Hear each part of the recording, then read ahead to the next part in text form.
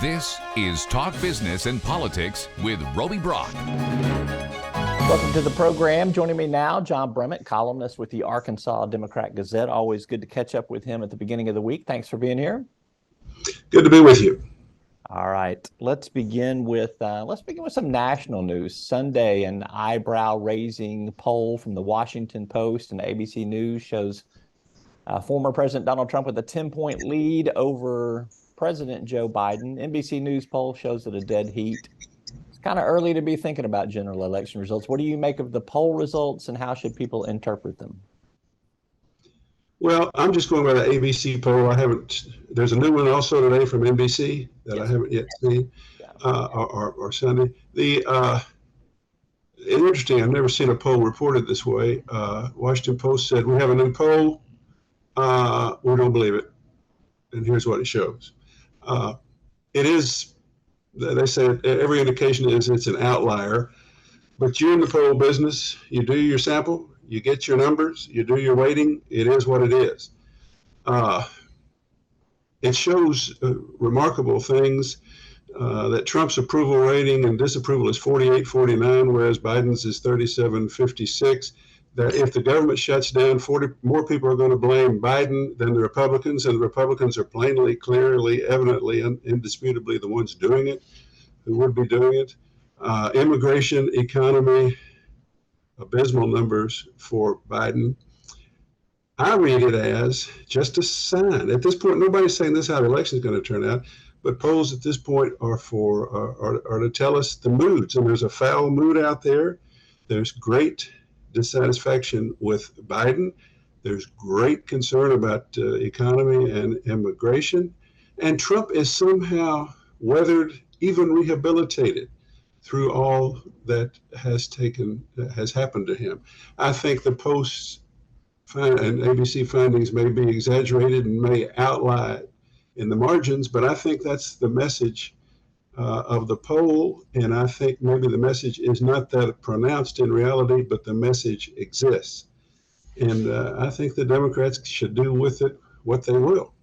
Disbelieve it, ignore it, or look at the throngs on the border, look at the price of gasoline, look at the price of groceries, look at the way people look at whether Trump has been damaged by repeated indictments, look at whether Joe Biden is the right candidate, because these are important issues. This is a center to center right country.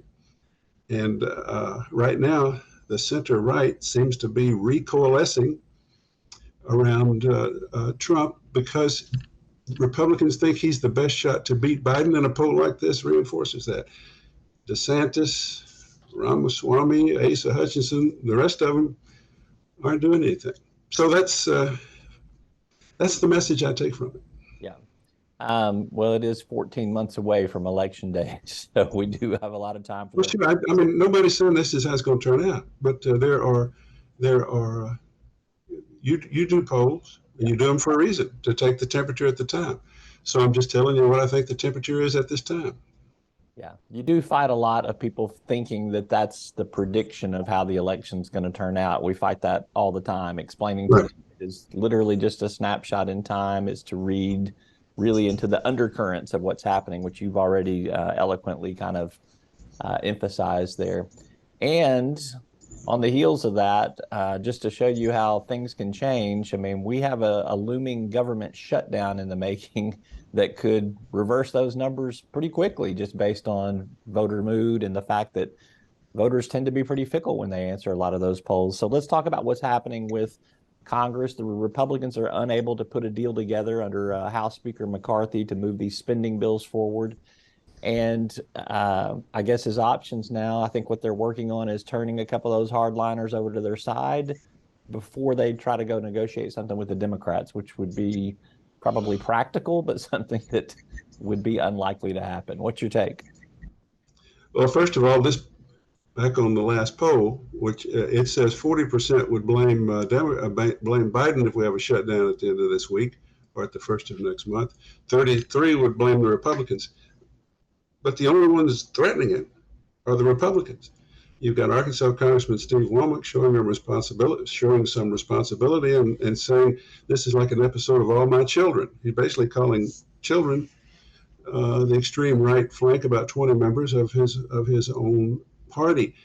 And all we're trying to do now, I think we're going to do next week, is let the Republicans vote on some harsh spending cuts, throw out Ukraine and other things.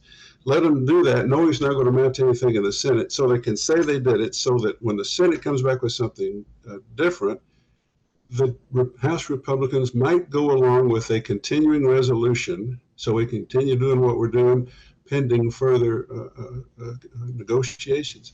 And so we're trying to get the Republicans to go along with some window dressing about voting on some right-wing spending so they can kick the can just a little bit, to quote a horrible cliche. That's where we are. And that's where we are nearly every time there's a debt ceiling or a new budget year. And, the answer would be for Democrats and moderate Republicans to get together and form a majority and pass the already negotiated budget amounts, and then, by gosh, elect their own speaker. That'd be something. But we don't have muscular moderation in this country. We have weak, fearful moderation, and the fervor is on the extremes. And here, all the power is with anywhere from 5 to 6 Republicans who won't go along with basic procedural votes to just move forward to try to get something done. So we've had shutdowns before. We may have one. And I don't think there's going to be any pronounced advantage to Democrats should it happen, because the country's not in a mood to blame everybody on such things. People are, I think. Yeah. It's reminiscent to me of the movie Groundhog Day. Like every 6 months, we're seeing the same thing play out over and over again. It's frustrating as a journalist, it's frustrating as a citizen, it's frustrating as a voter. All right, let's move to the state of Arkansas. There has been some reporting, in addition to Matt Campbell's Blue Hog report, on an $18,000 and change lectern, not a podium, a lectern that Governor Sarah Sanders' office originally purchased. It's been reimbursed by the Republican Party of Arkansas after some additional scrutiny comes along. First of all, I just want you to assess. I don't even want to call it a scandal, because I don't even think it rises to that level of scandal. It's just been embarrassing series of news for the governor based on what's been disclosed. What's your angle on that? And then I've got a follow-up question on that. My angle is rural populism is a dominant thing and long has been in Arkansas politics. And there's a natural built-in resentment out there for a government that gets too keen on itself, gets the big head, and seems out of touch. That's a natural instinct that caused Bill Clinton trouble in his first term, that has driven our politics for years. That got appropriated by the Republicans after Obamacare in 2010, and the Republicans were the ones in touch with that rural conservatism, rural populism. And they may still be, because Biden is so unpopular, but my assessment is that Governor Sanders was greatly in touch with that populism, understood it, and swept to a big victory on its wave, and has now had a couple of weeks that threaten it, I think. We don't have any empirical data to support that, but she lost a lot of legislative votes on an arrogant overplay on the Freedom of Information law in that special session.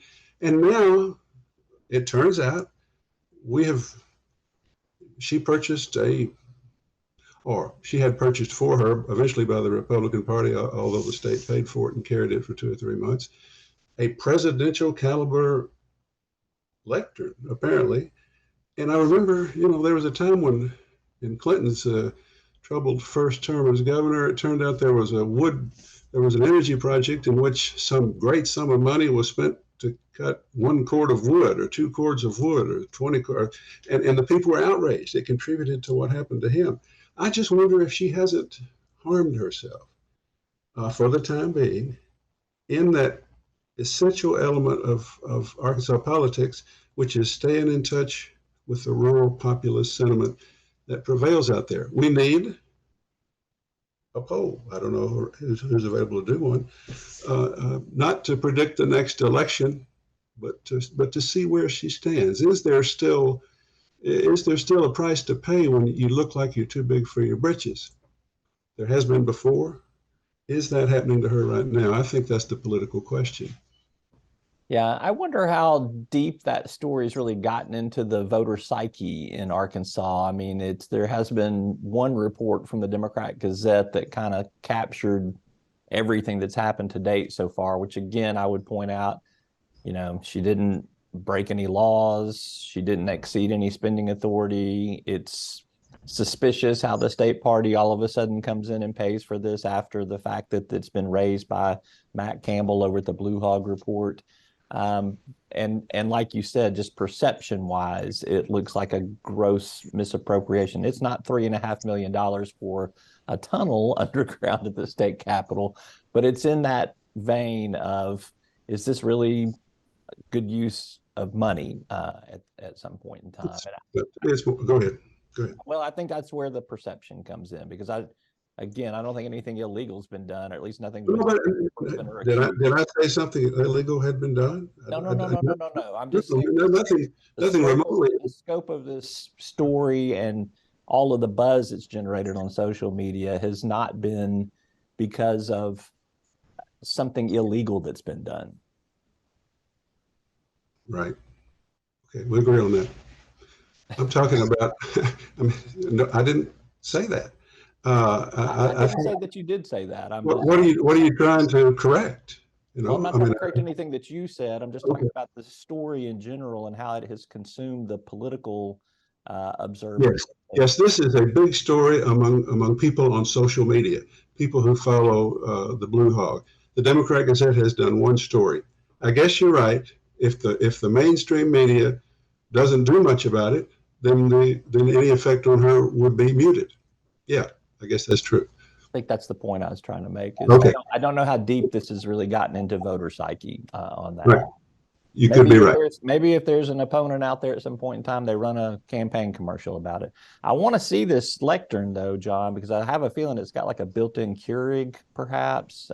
Could make you some coffee in the morning, maybe scramble your eggs for you. I mean, this thing must have some 007 gadgets in it or something. Well, I look forward to seeing it also. And we're supposed to, because it now belongs to the Republican Party, even though the taxpayers carried the charge for a few months. It now belongs to the Republican Party. And they say all Republican office holders can use it. And as I say this morning, the land commissioner should put it outside his door on the first floor of the Capitol with a sign saying men's bathroom that way. That would be one way they could use it. That'd be the best use of it we've seen so far, to our knowledge. All right. I'll make sure that Commissioner Tommy Land sees this interview so that he can consider that. John Brummett, Democrat Gazette. Thanks as always. You bet. Take care.